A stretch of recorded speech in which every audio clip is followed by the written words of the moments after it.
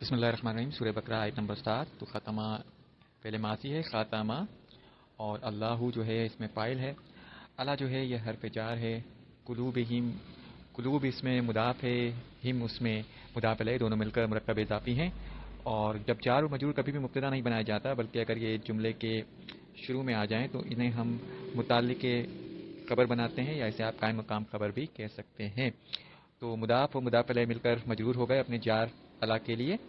اور اس سے آگے ہم دیکھیں تو واہ ہے، حرف عطف ہے، اور پھر اللہ آ گیا، اللہ حرف جار ہے۔ سمعہم بھی مرکب اضافی ہے۔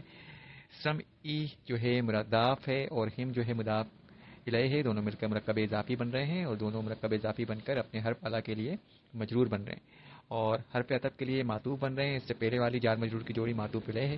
اب یہ معطوف و معطوف الیہ مل کر متعلق کے فعل بن رہے ہیں، ختم اللہ۔ تو فعل اپنے فاعل اور متعلق فعل سے مل کر جملہ فعلیہ بن رہا ہے۔ آگے مزید حرف عطف آ رہا ہے، تو حرف عطف کے بعد پھر حرف الا آ گیا جار کے طور پر۔ اب سارہم مضاف و مضاف الیہ مل کر مرکب اضافی ہے، مرکب اضافی بن کر یہ اپنے حرف جار الا کے لیے مجرور ہو جائے گا، اور جار مجرور بن کر قائم مقام خبر مقدم بنیں گے۔ اور جو مبتدا ہے یہ غشاوہ مبتدا مؤخر بن جائے گا، تو مبتدا اپنے قائم مقام خبر سے مل کر جملہ اسمیہ بن رہا ہے۔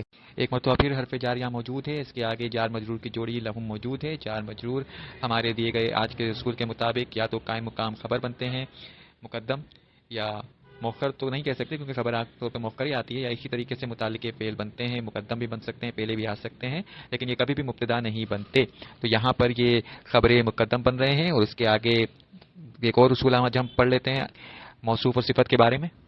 اگر جملے میں دو اسم نکرہ یا معرفہ ایک ساتھ آ رہے ہوں اور وہ چاروں لحاظ سے ایک جیسے ہوں، یعنی کہ اپنی اعرابی حالت کے لحاظ سے، مذکر اور مؤنث ہونے کے لحاظ سے، واحد اور جمع ہونے کے لحاظ سے، اور معرفہ یا نکرہ ہونے کے لحاظ سے ایک جیسے ہوں، تو انہیں پہلے والے کو موصوف اور دوسرے والے کو اس کی صفت بنا دیتے ہیں۔